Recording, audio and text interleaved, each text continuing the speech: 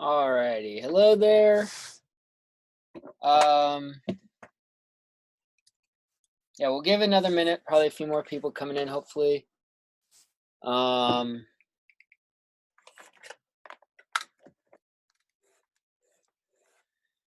Any last minute questions or anything on that assignment due today? Before we get started on our lecture and stuff?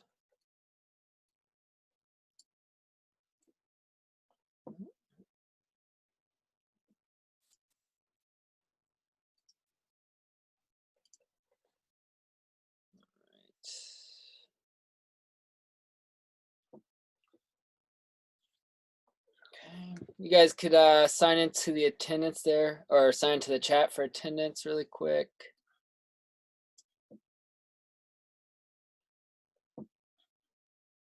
All righty.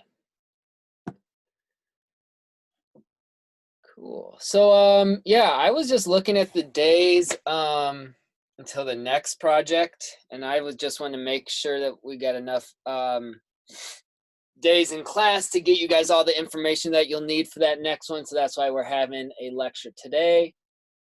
So we'll do a lecture on mood today. Next week on Monday, we'll do the lecture on contrast. And then the following Monday after that, we'll do those critiques again where you guys submit your work in progress. So it's kind of just like 3 classes really until the next project's due. So just kind of be on a lookout for that. You can check the schedule, but we'll go over everything today for that next project. And the lecture on mood today is kind of half the information you'll need to get started on that. But it's going to start the same way, or the project's going to be designed in the same way as the last one or the one that's due today, where you're coming up with a bunch of thumbnails, choosing those best thumbnails, creating final art out of those ones. There's just an extra step in there, which is a workup sketch, which is just kind of an in-between your thumbnails and final art in Illustrator. It's just a way for you guys to refine your designs. So based on any feedback you get and things like that. And those workup sketches are a little bit larger than the thumbnails, so they're physically a little bit bigger, so you can get some more details in there. And those workup sketches are a good place to put in values, so you at least know where the general lights and darks in your composition will go in the composition. So it's pretty much the same as that last project or the one that's due today, but with workup sketch is just another step added in there. So I think the description is all up on Canvas. I think it's already all up there. I might be changing the requirements just a little bit, just the amount of work. I'll kind of see how the next week or two goes with you guys. Let me know how your workload's going on, and I'll kind of decide between 2 or 3 final pieces for that project. So if you guys think it's a little too much, or if it's going really well and it's going okay, then we'll that'll kind of help me determine it towards in the next week or two, just see how this project's going. For people that joined a little later, is there any last minute questions about the project due today? Did everyone turn that in already by chance? Okay. I think I just have it by the end of the day today, so if there's any last minute questions, you guys can check in with me. Is there a question? Yeah? I had trouble with the text thing. Uh-huh. I turned it in, the art and the thumbnails, but it's essay in there, so could I resubmit it before the end of the day to try to figure it out some more? Yep, yeah. If you get it to me by the end of today, that should be fine after class. And if you want to just, I can hang out on the Zoom chat if you want me to help you try and figure it out Okay. at the end of class too. Yep. Cool. All right. Okay. So our lecture today is going to be about mood. Have you guys ever heard of mood and related to artwork, photography, film, anything like that? Have you guys heard of mood before? So what's mood kind of to you guys, if you have heard that term before, very generally? Yep. It's kind of like the design choices that the artist makes to convey a certain feeling in the Yep. piece. Exactly. Yeah. So it's probably one of the most powerful tools that artists have at their disposal is being able to communicate an emotion, a feeling to the viewer. Okay. And we're not just like going to be, you know, painting how you feel, sorts of things like that. We want to be very clear and deliberate with how we're communicating moods. So maybe you're an artist working in video game design and you have to create a creepy level in a video game. So how do you make an image look scary? So how are you going to make something look scary? How are you going to design a character that'll look scary, a building that'll look scary, things like that? Or maybe you're working as a children's book illustrator and you want to make your work very friendly, inviting, designed for children, things like that. So it's just those very specific differences, and we want to be as clear as we can with our moods when you're drawing, so people can instantly recognize what the mood is. You don't want anyone ever kind of like just guessing or, oh, I'm not really sure what that is. It kind of looks like a friendly image. It's a little bit scary. No, you want this image to be really scary so it can communicate to whoever's looking at it. And we'll kind of be doing that all the way starting from thumbnails. So even once you're just starting your thumbnails and getting the very basics of the composition down, you want to start to think about what kind of mood that's communicating. So we are going to be adding mood on top of everything that we've been practicing so far. So you'll add mood on top of a composition, but you'll still want a focal point. You'll still want leading lines, good value contrast, good shapes, things like that. So it's kind of just adding another layer to it as well. So we'll look at some representational examples and some abstract examples. So again, this project can go either way in terms of those two options. So it'll be kind of good to try a little bit of both, and we'll see kind of how to make all of those. All right, I'll switch this over to screen share here, and we'll see this. Okay.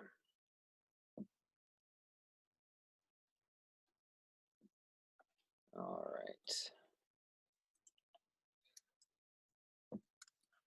So you guys can write these down right now, whatever you're taking notes in for your sketchbook. So these are the moods that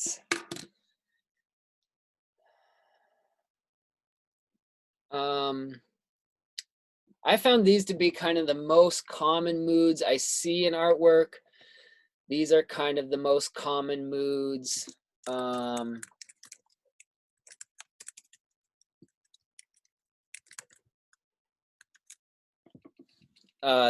Kind of the most common moods that I illustrate most often when I'm drawing different either storyboards or comic books or illustrations, things like that. And so it's good to be versatile as an artist. You want to be able to draw artwork that has a lot of different moods. So we'll look at some artists. Some artists kind of get right into one of these niches. There's some artists that only create kind of scary artwork, or artists that only make really friendly artwork intended for kids. So as we're going through this, we're going to explore all of these different sorts of moods, and you can practice drawing all these different moods. But the more you do, you'll find your own style, your own aesthetics. You'll kind of start to get drawn to some of these more than others, which will happen inevitably, but it's good to try and draw a lot of these.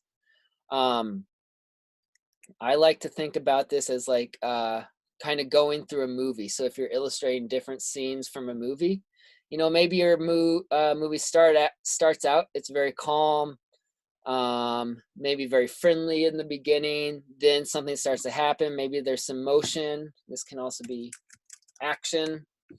And then maybe it gets scary.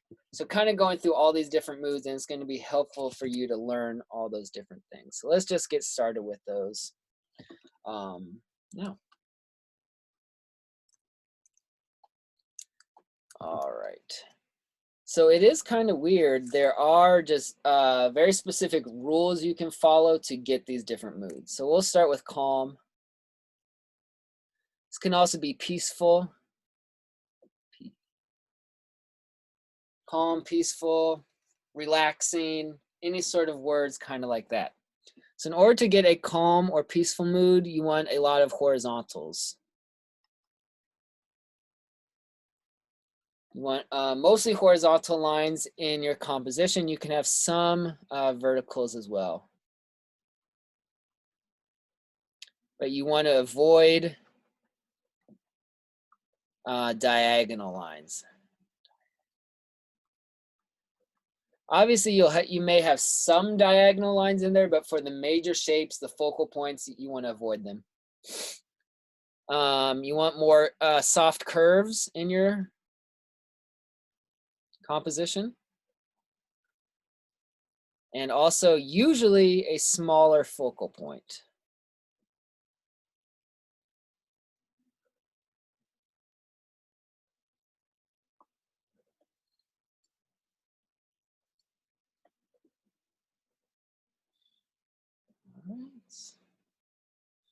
All right, hi Ricardo, you just joined us. We're going over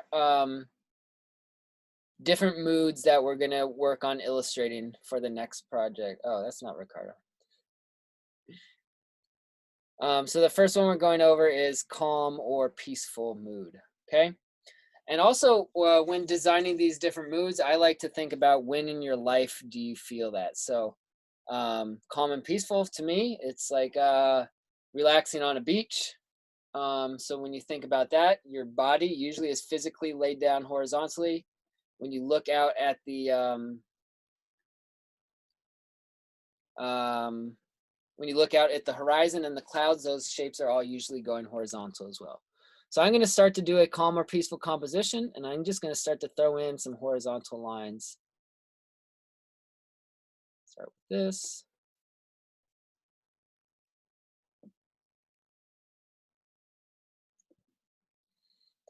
Okay. Oh, also for calm and peaceful, large negative space.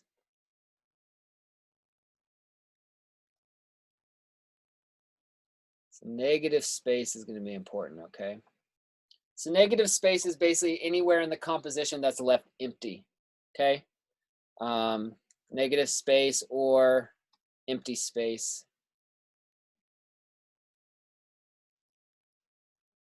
So we'll talk about this a lot, but it's something I'm going to really hound on you guys with trying to do in your thumbnails and when we do drawing exercises is really try and leave negative space in your composition.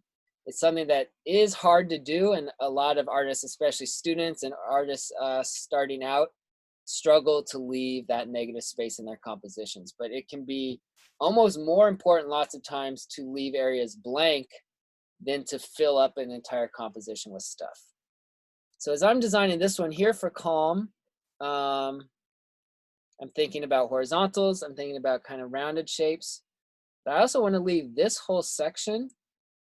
I don't want to fill this up with tons of stuff. I want to leave it mostly empty.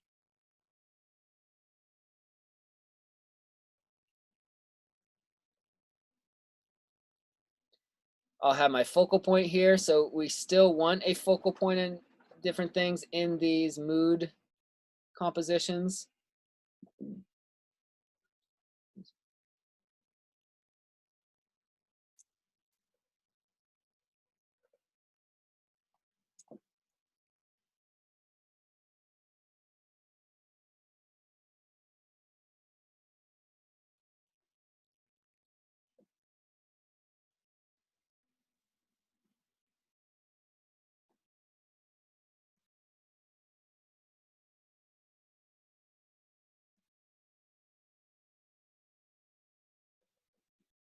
Okay, so overall in this one, most of the main shapes and the main lines in here are horizontal. Most of the things are drawn with small curves. I'm not drawing big angular mountains here in the background. that would take away from that mood a little bit. If I wanted to add some hills back in there, I could add some very soft, smooth, curving hills like that. Okay.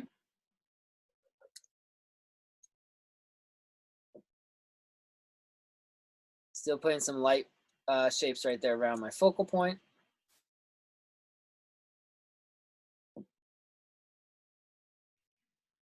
All right, so hopefully that feels calm to you and projects that feeling of calm, okay?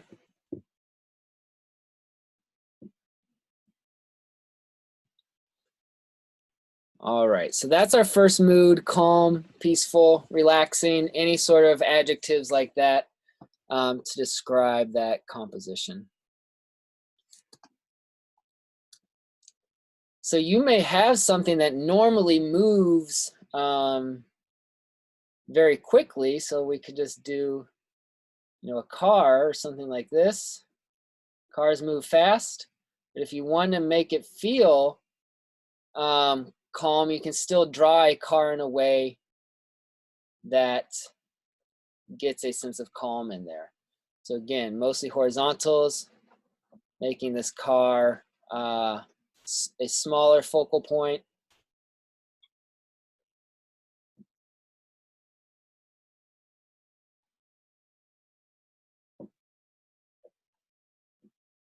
So no matter what you're drawing, you can still use these same kind of tactics here to get across that feeling.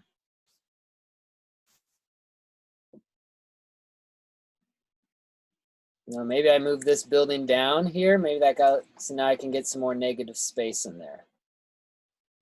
Okay, so this is my negative space here in this one.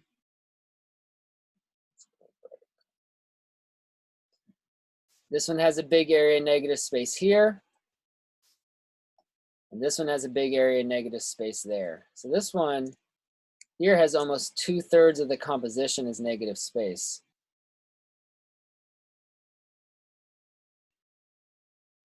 This one, about half to 2/3. So using that rule of thirds is a good way to divide up your negative space and positive space in there as well. All right. Any questions on calm or peaceful? Okay, let's look at our next one. So I oftentimes like to kind of design these with opposites. So the opposite of calm would be action.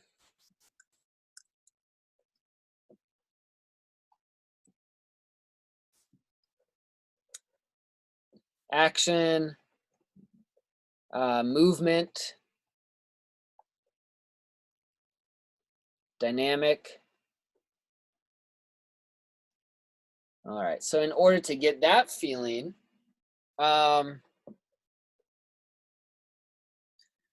rather than avoiding those diagonals like we did in the calm ones, you want lots of diagonals.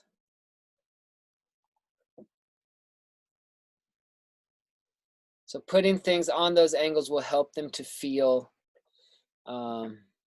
like they're moving. Less negative space.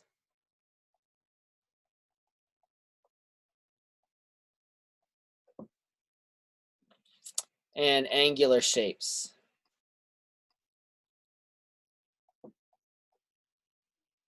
So we'll go back to that car one that we had for the calm example down here.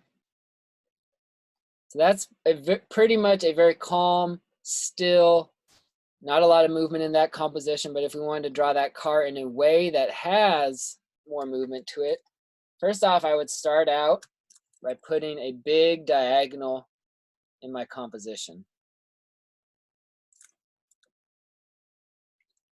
Then I could put my car right here, and I'm going to design this car.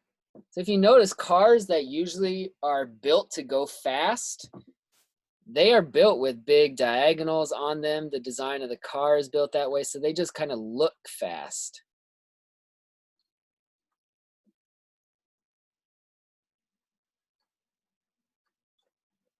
from the designs of the lights to the windows, different things like that. So now everything else in this composition will be on a diagonal as well. So any of these buildings in the background.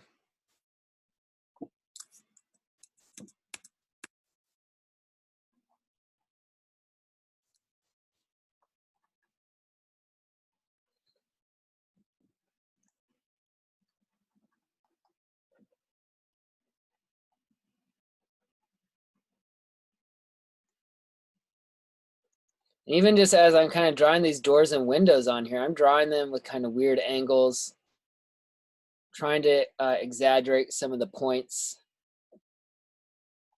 as well. So I still want that card to be my focal point, so putting that dark value on the car.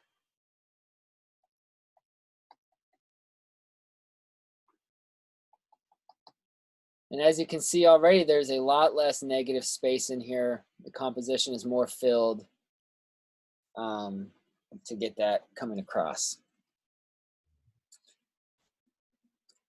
Okay, you could do the same thing. So you could have an object that's usually still. So maybe we have a house, a nice little simple house here, but we can draw this house in a way that makes it feel fast. And again, do that just by starting out with a diagonal.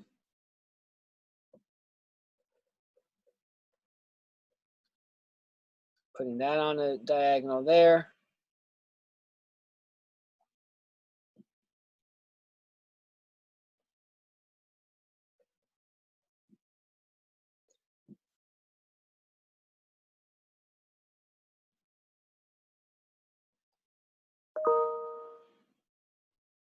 If I add some trees in here, I might add some nice angular trees rather than drawing ones with small curves or smooth curves on them. Get rid of that negative space. Dark values there on my focal point.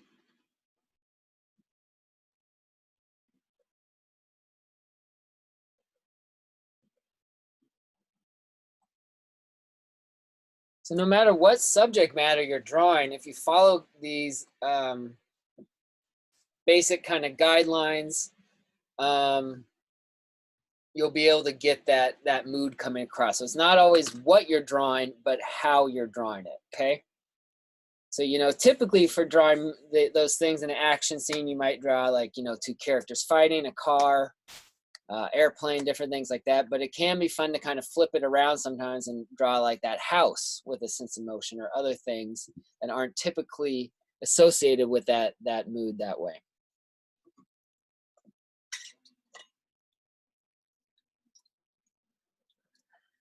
All right. Any questions on movement or action? All right.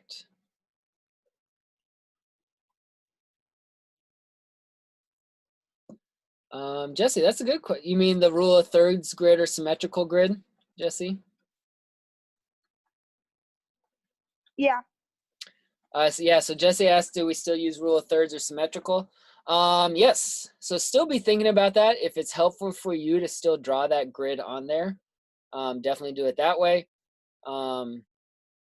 Once you do it enough where you kind of lightly sketch the grid in there, you'll start to get a feel for it where you don't need to draw it on there directly every time, but it can still help.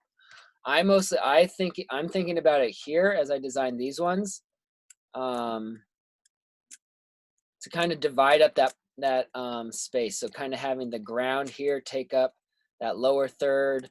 I was definitely thinking about it here for the calm ones where this is about on a third right there. So then I have 2/3 here and 1/3 there, things like that. So even though I'm not drawing it on there every time, I'm still thinking about it. So if it's easier for you to sketch it on there and helpful, then definitely still do that. If you want to start doing some without it, that's okay as well. All right. So let's do scary. Scary is a fun one.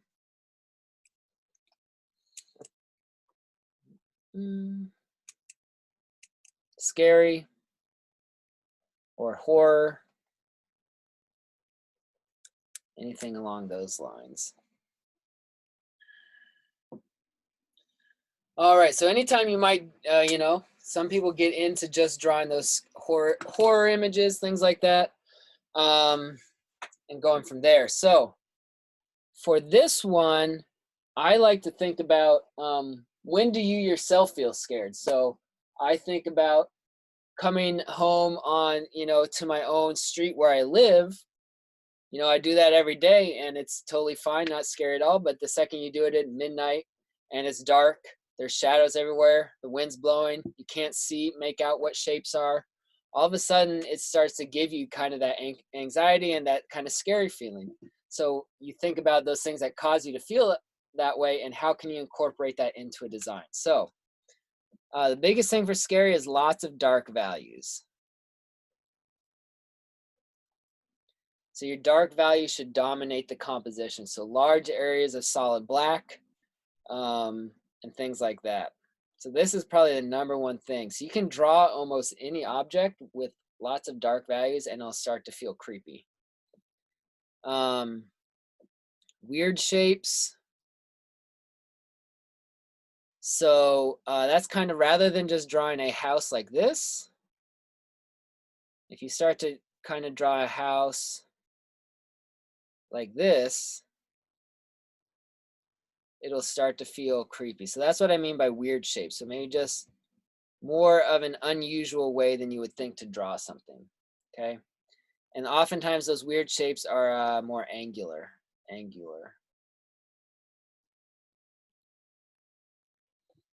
Okay? But dark values is definitely the biggest one.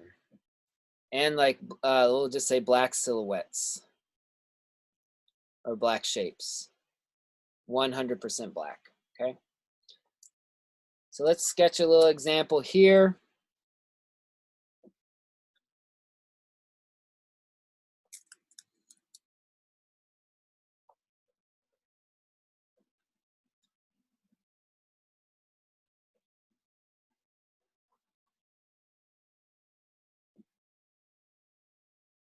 Okay, I'm just gonna draw a weird little kind of like character dude here.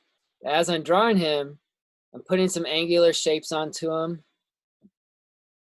Like the hat, I'm gonna have him holding a rake, but not just a normal everyday rake. I want this rake to kind of be drawn with weird shapes, kind of angular. Okay. We'll put a little bit of a house here in the background.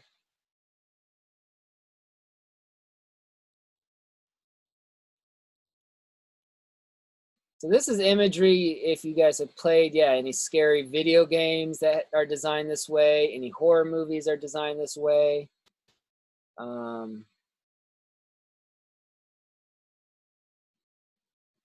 Things like that.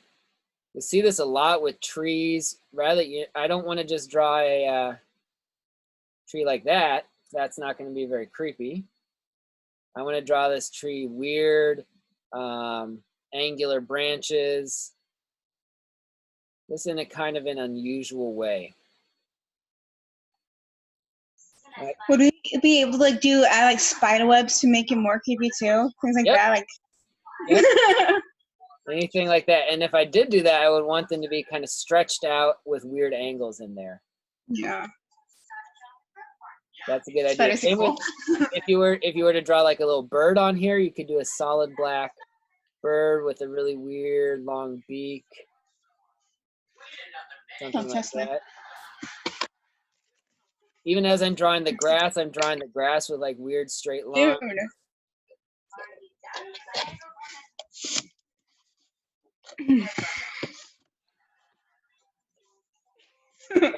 But the biggest thing for this one is that dark value. So I'm just going to put a close, not all the way 100% black, over that whole thing. Then I'm going to just start making some of these shapes into solid black silhouettes. So the tree here, parts of the house.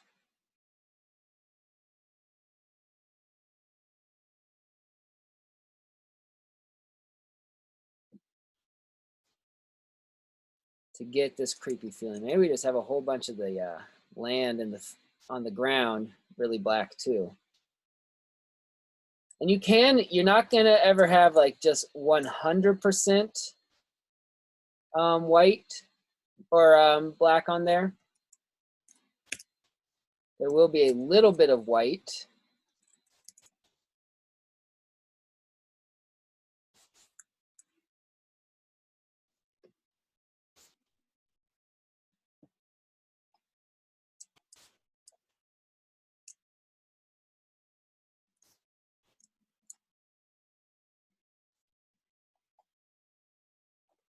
Just trying to make this look like some, fog or something rolling in there.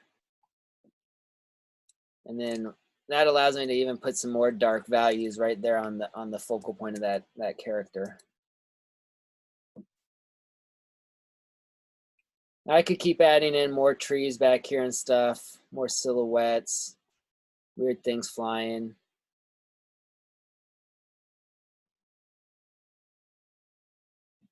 Okay, does that make sense for that one? But you could take an image of a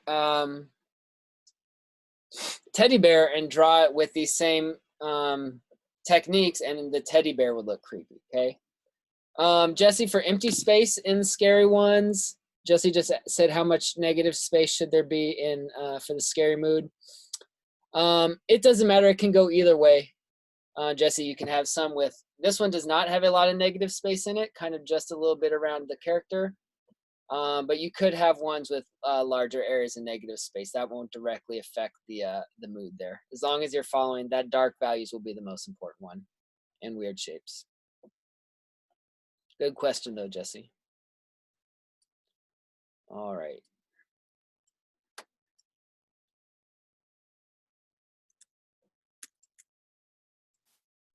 Okay, which one is next? All right. Opposite of scary would be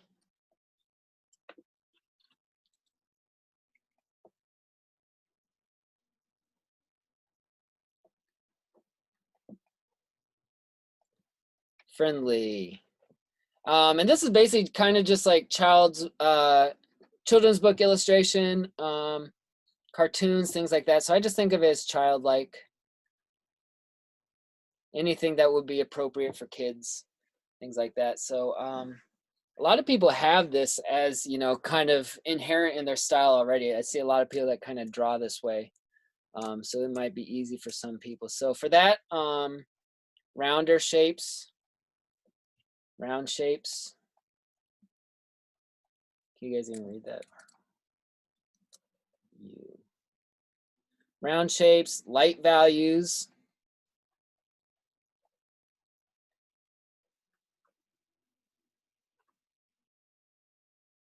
I think those are the main ones I'm trying to think of. Oh, and use of pattern.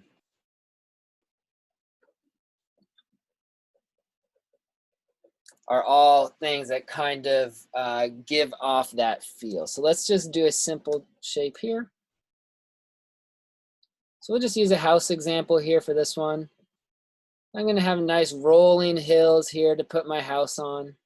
Nice rounded hills.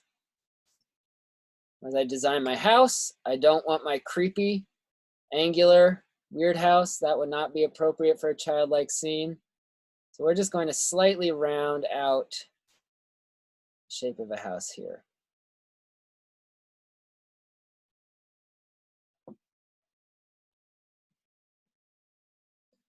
Basically, those rounded shapes just kind of softens the edges.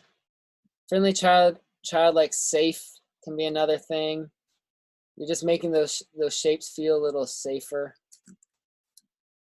I started to draw my smoke coming out of the chimney like this, but that's, again, probably not quite the right shape.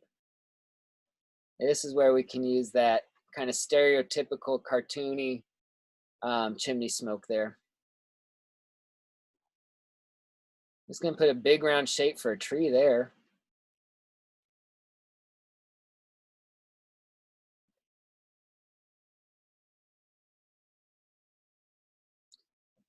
Pattern, again, also kind of makes this inviting. So maybe you just use pattern here on the pathway. You could use like a checked pattern here on the the roof there. There's a simple kind of polka dot pattern here on the tree. Anything like that just kind of makes it a little bit more inviting to the viewer.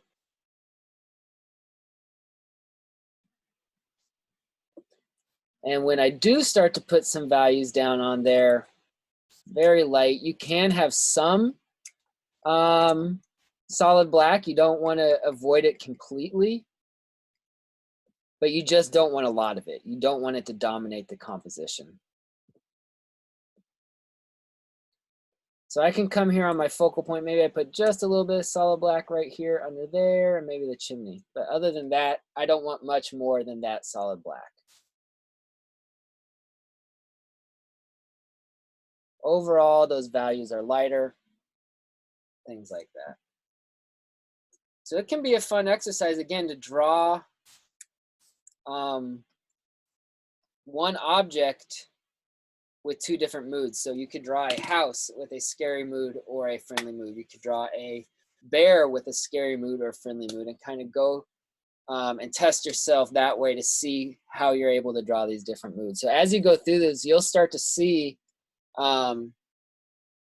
which moods are easier for you and which moods are possibly a little bit more tricky for you to draw. So it will just take a little time of practicing with these different moods to see what will work best. Any questions on this one for friendly?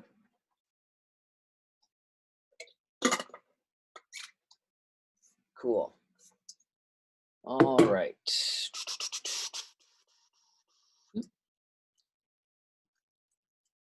Let's go. We got a few more to do. So again, this next project will just be you illustrating these different moods. So make sure you're taking the good notes on what to include for here. Oh, next one is busy, busy, busy.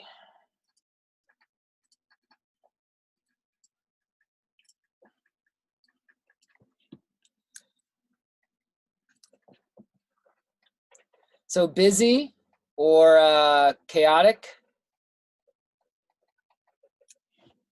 overwhelming, stress-inducing, anything like that can go for this mood. So just so you guys know, every rule that I give you for our like compositional rules and things we're working on, there are times to break those rules. So as I say, every composition needs a focal point. One time to break that rule is when you want this busy or chaotic feel. So no clear focal point.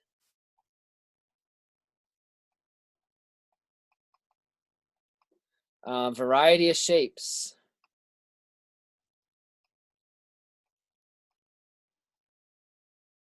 Variety of values.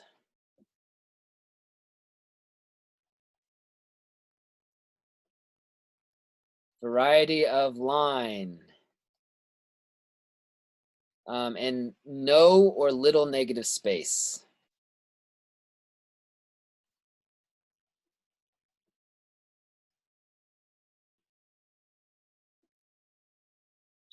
Okay, so I'll usually do an abstract example for this one.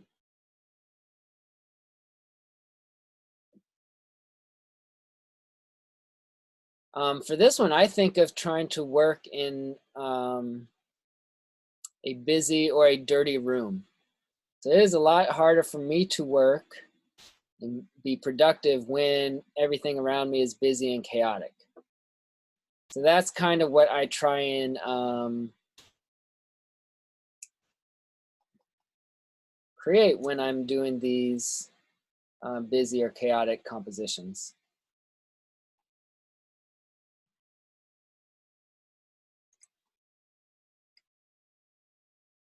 So here there's not one focal point, nothing standing out more than the other. There's just kind of a whole bunch of values in there and not really a logical way, a whole bunch of lines in there, not really in a logical way. And the big thing is no negative space. So there's nowhere for the eye to rest when it looks in here. And there's not one clear focal point.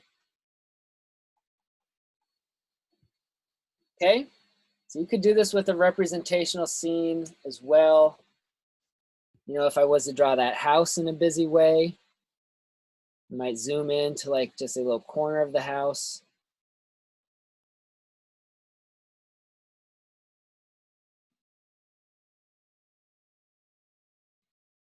But then I'm just going to start filling this up with too much stuff here. So get too many textures, too many lines, no negative space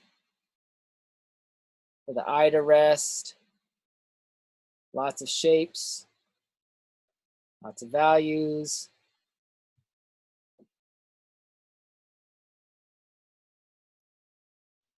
And if someone was to turn this into me, I would say, unless they're trying to, I'd say this composition is way too busy. I can't even tell hardly what's going on in here just because there's too much stuff happening.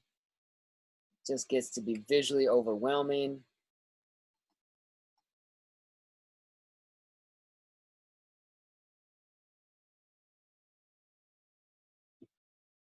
Okay, busy. So that's busy or chaotic. So you basically just kind of want to break all the rules that we've been learning so far to get this busy or chaotic. Any questions on that one?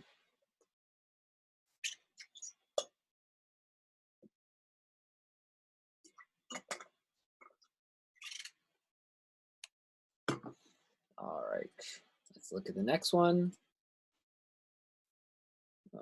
Strong. So this one is also busy and chaotic is also kind of the, could see it as an opposite of calm or peaceful as well.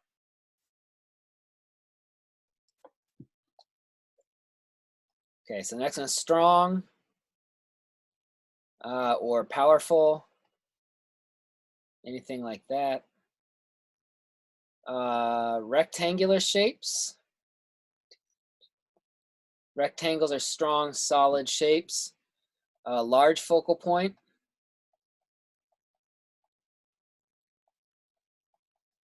This kind of goes hand to hand with the large focal point, but small negative space.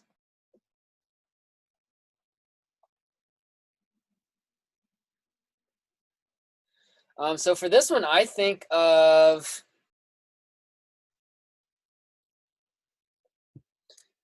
a strong, powerful, like tall skyscraper building downtown or something like that. So here in my focal point, I'm designing it to take up a majority of the composition, designing it with a lot of rectangles. And I just want this to feel strong, powerful.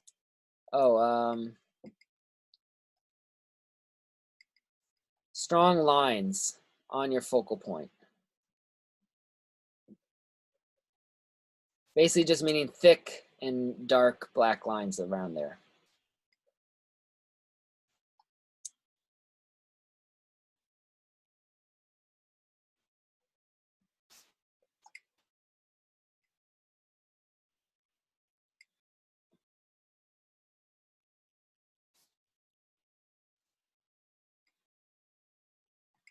Okay, so for this one, now there's just a little bit of negative space in here. So just this little bit of space here around our shapes, just a little bit of negative space in there. That large focal point usually leads to or large focal point usually leads to less negative space. So those two kind of go hand in hand. Okay, you can think about this for characters as well. So characters that are strong, powerful, intimidating are usually drawn with more rectangular shapes. So here's my Hulk. Again, we can draw the Hulk in a way where feels like movement, feels like more friendly. But if I want him to feel strong and powerful, I'm going to draw him using a lot of rectangles.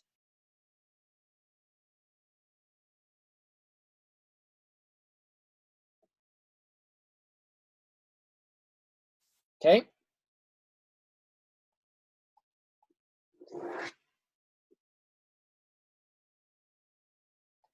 Any questions on that strong or powerful?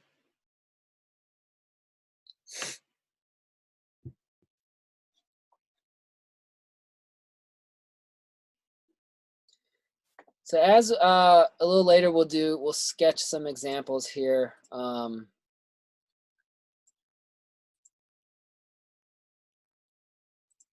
we're almost done. But you'll notice once you start to draw them yourself,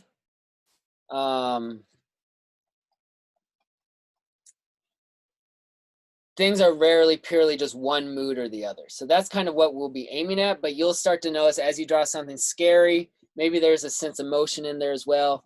As you're drawing something powerful, maybe it's scary as well. So you can mix these together, but we'll be trying to aim to have one pure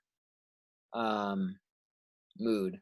So size, this can make something feel large or make something feel small.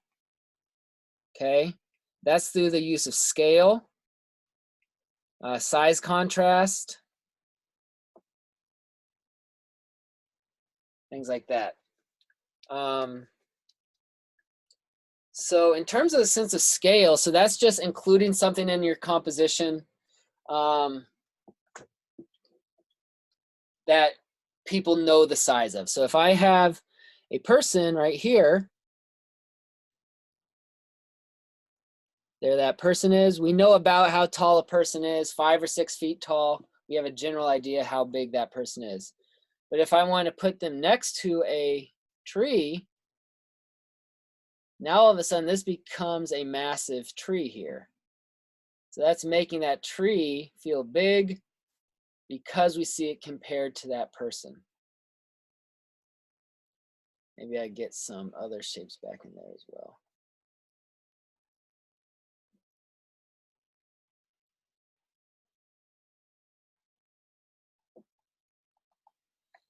Okay. So that size contrast is just using the size of your shapes to make things stand out. So the next class, we will be talking about different types of contrast. So you'll see a lot of these types of contrast go with one specific mood. So size contrast, we'll come back around to size contrast again, but it's basically just saying you have all these things that are this size, and to make one of them feel very big, you just use that size contrast like that, and that one shape will feel very big compared to everything else. And you can flip it and have everything really big and then one really small shape, which is kind of like that one, but just a representational version of that. Okay. Questions on that one? Could do a thing where you see, let's see.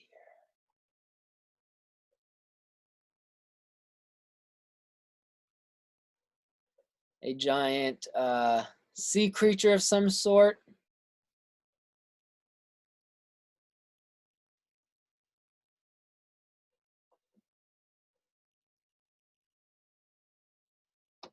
But you want to push that scale. So if you put, a person right here, that's a big creature.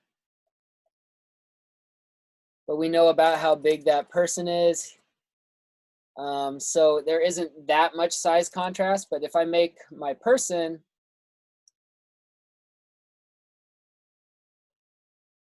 now there's some size contrast there. Now you can really see the difference between those two shapes in there. Okay. So that size, larger, small, using size contrast and using scale to show that. All right.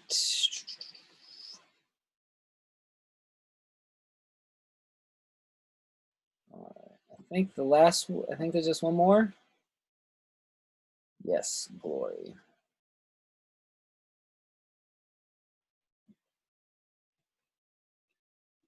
All right, here we go. Glory. This is a fun one. This is something you may have actually seen in real life. If you've ever gone out and looked at the sunset over the water or over some hills, over the mountains, and there's like light rays coming through a cloud, that's kind of gets to that glory mood. So it uses radiating lines. And it can make things feel glory, awe-inspiring, majestic, things like that. So maybe you guys have seen something kind of like this in real life.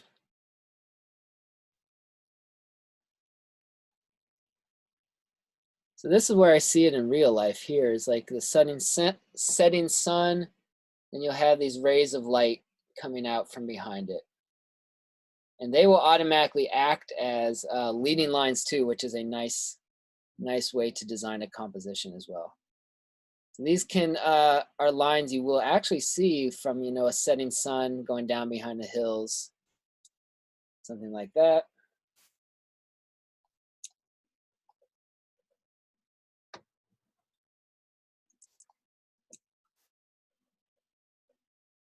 Okay, something like, sort of like that.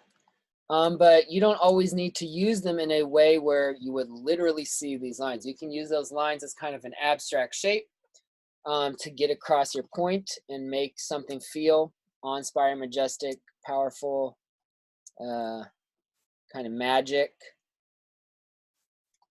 So maybe you have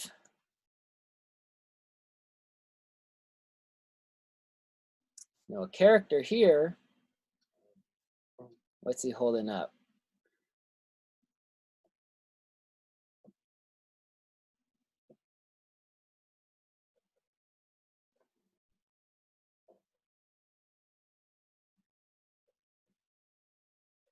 We got other people around here.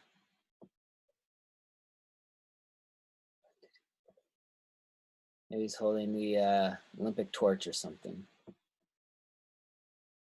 You can just go and throw some simple abstract shapes there in the background.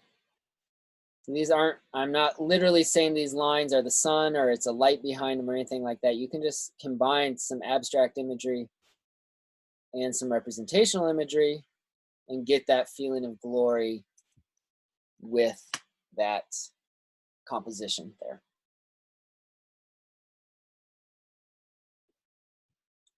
So hopefully as we've gone through these, you can start to think about which ones you may want to try for yourself, which ones you may want to try for the project. We'll do some practice sketching here in a couple minutes. So you can start to see which ones you may be leaning towards for your own project. Any questions on glory or any of these other ones by chance?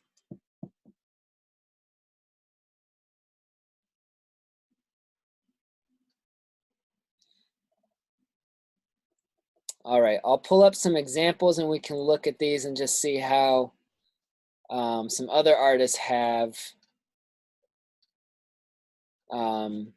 used these moods here. Okay, so again, we're going to try and make our moods as clear as possible. So hopefully when we look at these, there should be probably one mood that kind of dominates, and there might be some secondary moods in there as well. But we want to see just what mood kind of pops out and jumps out at us first. All right, so what about this one? What is the main mood in here?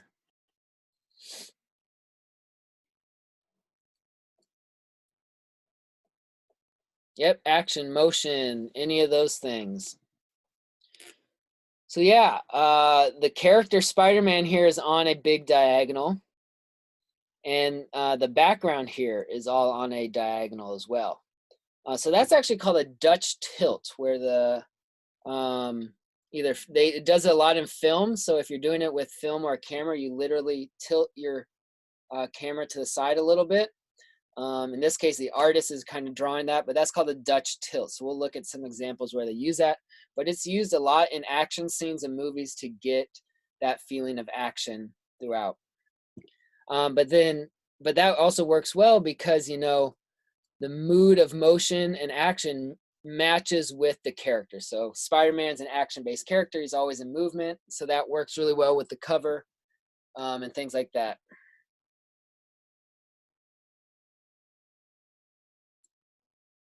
Okay. How about this one? So what mood do you guys get from this one? Yep, the calm mood. So everything here, large horizontals, you'll see a lot of times for the calm moods, it's going to be landscapes because that's generally just kind of calming and reassuring to people that have some natural images, oftentimes with water. And there's big areas of negative space. So the sky is a negative space, and also the way they design this composition, this water here becomes negative space too. So they kind of have positive space here on this piece of land and the land down here, but at least half of this composition between the sky and the water is negative space without stuff in there.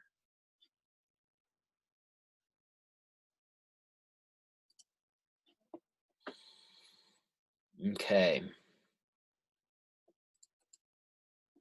How about this one?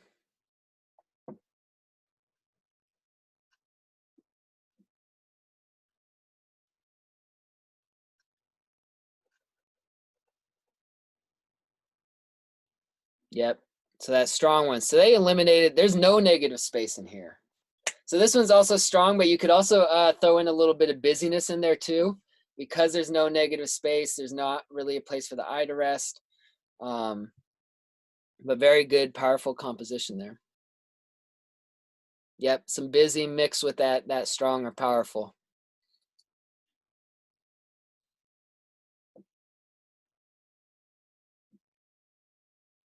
Oh, here we go. Here, this is a different version of the sketch I just did. So that scale there for this one, our little tiny focal point guy, but because we know how big the person is, we can see how large that tree is.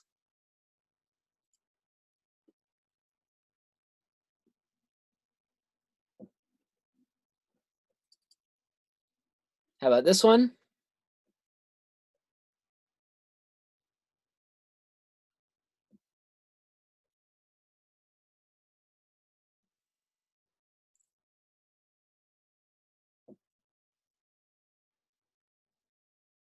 Any ideas for this one, guys?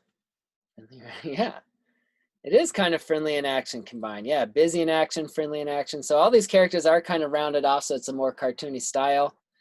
But we get a big diagonal of the light beam coming across as a major shape. And then all of these characters are on weird diagonals. So nothing is horizontal or vertical really. And there is some busyness in there too, because there's not just really one focal point. There's a lot of stuff going on. Yeah, that funny is oftentimes related to that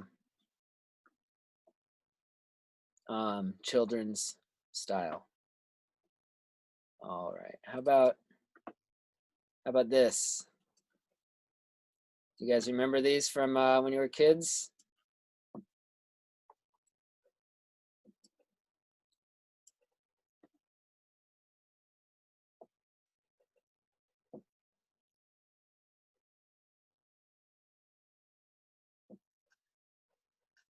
So what's the mood here? Busy friendly, yes. So especially the busy chaotic here. So this, did you guys do Where's Waldo when you were little? Anyone ever see these books? He's in here somewhere. I found him. He's in the top right corner. Here he is, tiny. Good find. Wait,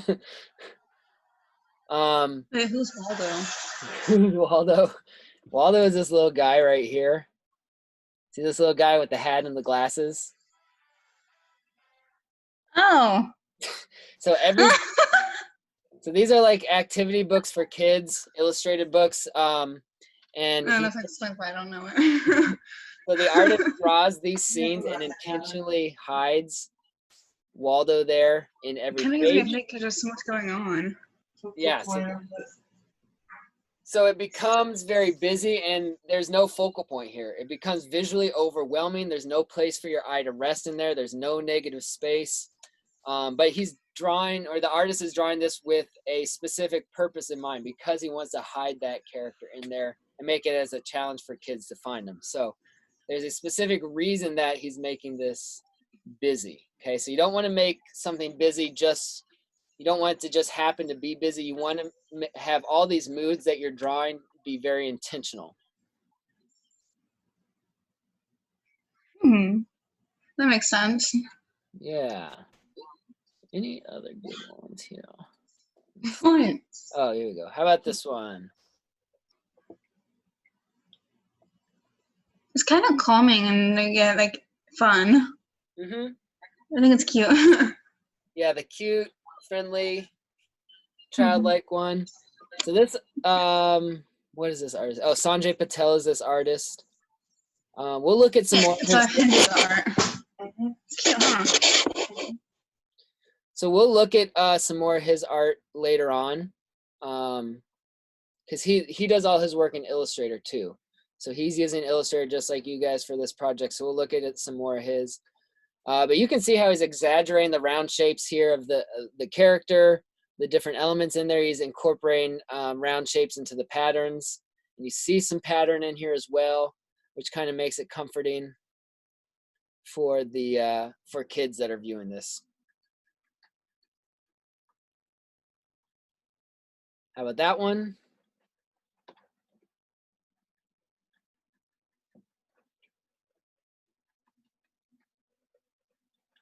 Yep, some glory here. So this is combining this representational image of the character. Yeah, powerful too.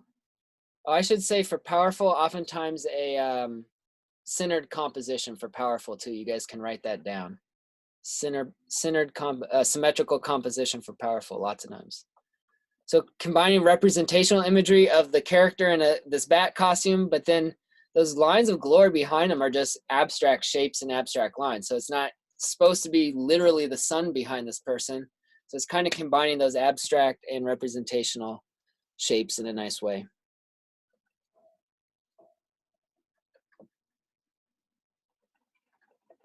Oh, here we go. How about this one here?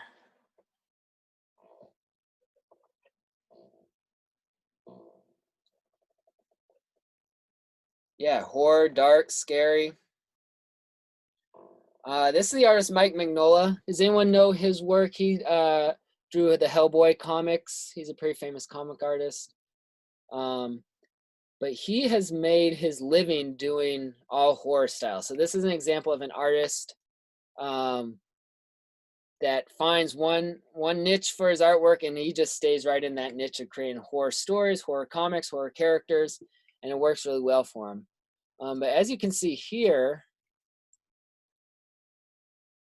probably 70% of this composition is solid black. So it's a challenge to work with all that black and still maintain a clear representational image. So doing a really good job of making almost everything solid black. Anything that isn't solid black is not that bright. The brightest value is right here on the guy's face and the window behind him. Oh, here's it. How about this one? There's probably a couple here, but what's the main one? Yeah, there's some action in there. Definitely lots of diagonals. Yep, some busyness. But the size contrast. So one tiny little character and then the one big character as well. So using that size and then combining it with some of the action. Okay. How about this one? Does anyone recognize this is from an animated movie?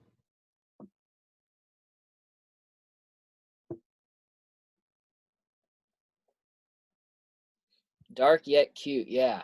So this is one of those ones where this is from Bambi. So obviously a very cute, very kid-oriented movie. Depressing, yeah. But within every movie, you want some different feelings of the scene. So even though it's a tiny, cute little mouse character, they still want to make it feel more scary in this scene, more depressing in this scene, darker in this scene. So even though it's a cute little character, you can still make it feel darker or scarier. All right. Here's another good size contrast one from Sleeping Beauty. We looked at some of this guy's artwork earlier. A really good small focal point against that large shape there to make it stand out, but also some scary and some action in there. So nice way to design that hill with angular shapes and some creepy shapes for those trees. All right. You guys want to do some drawing? You guys got your sketchbooks out? Just seeing if there's any last good examples here. We'll look at some more of these later on. But I think that's enough to give you guys an idea of it. All right.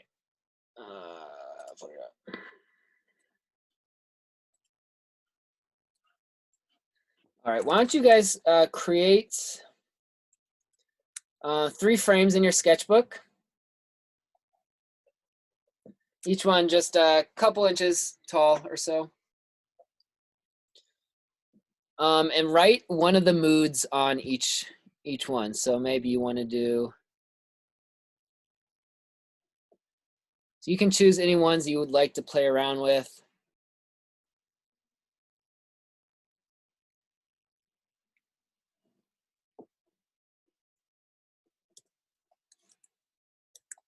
If you want to do more than 3, that's okay.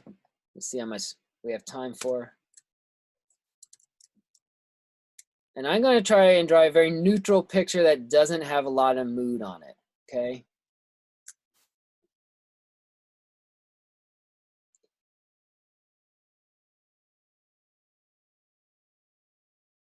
So just a nice tree on a hillside.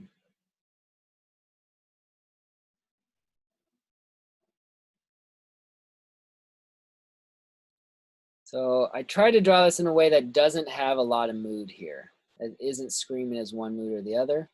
So you take this image here and then draw it with those 3 different moods that you labeled on your frames, okay? So whatever those moods are, try and draw this very simple tree in those different moods, okay? So one subject matter drawn with 3 different moods. Okay, so we'll do this for about 10 minutes or so. I'll let you guys get going. I'll step away for just a sec. And then I'll do some drawing as well.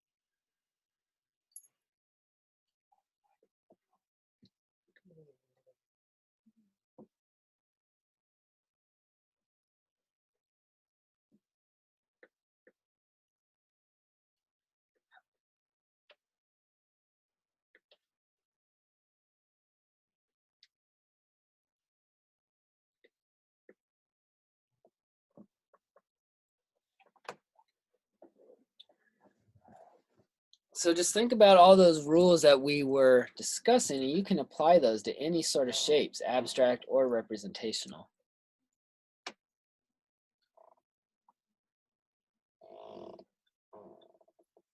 You can change anything in here, add other things into them if you want. But the way that you're going to draw this tree will change as well with each composition.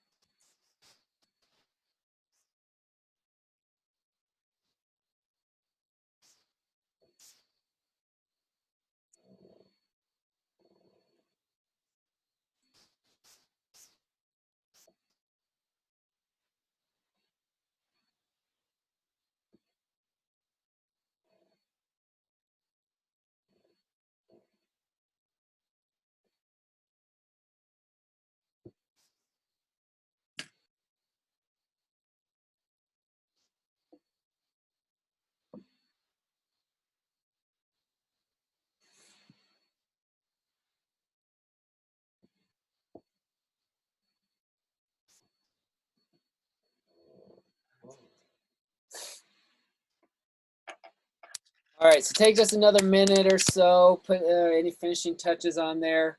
Make sure you get some value on there somehow. Plan out where those lights and darks are gonna go.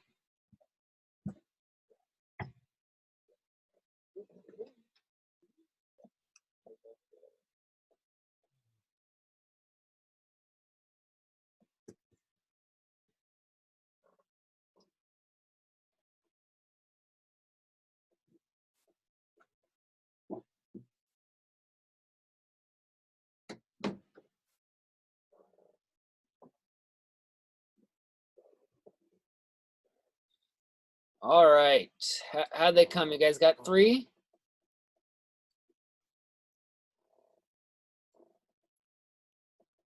Yeah, let's hold them up, see. Georgina messed up, that's okay. Nice, Emmett, those look good. So Emmett, for your scary one, were you throwing in some pencil on there also? Yeah, just add even more darks. So see if there's any other shapes you can make solid black, and any other shapes. Just kind of make a dark, some sort of dark value, even if it's not 100%. Ling Tang, nice. Good negative space in the calm one, Ling Tang. So that's really, tricky for people to figure out, is that negative space. So that's really good on that one.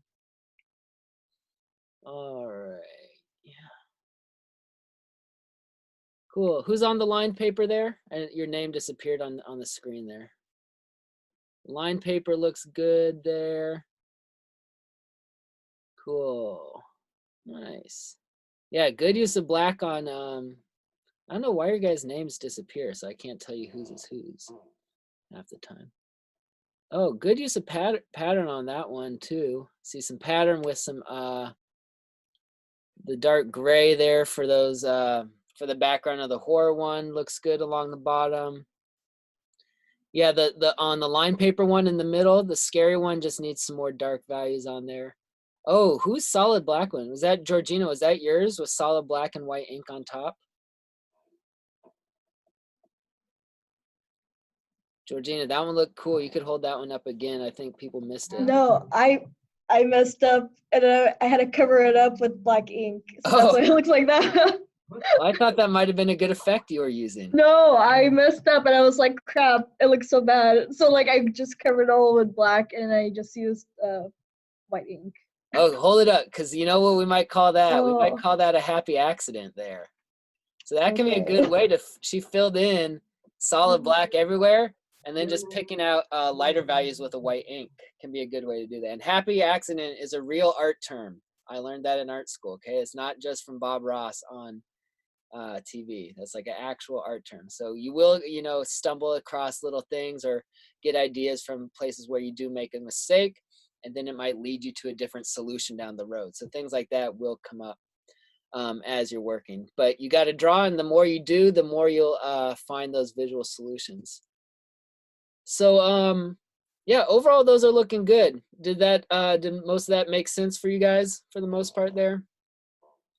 Okay, we'll keep practicing with this. Yeah, next time we get together, we'll do a few more of these little kind of just studies and examples of this drawing yourself.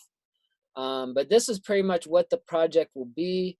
You choose 3 moods and do 5 thumbnails for each mood, and then choose the best thumbnail that has the clearest mood, good focal point, and use that one to make your final art of. So if you guys want to look at the project on Canvas, I am pretty sure it is up there already. I will double check after class.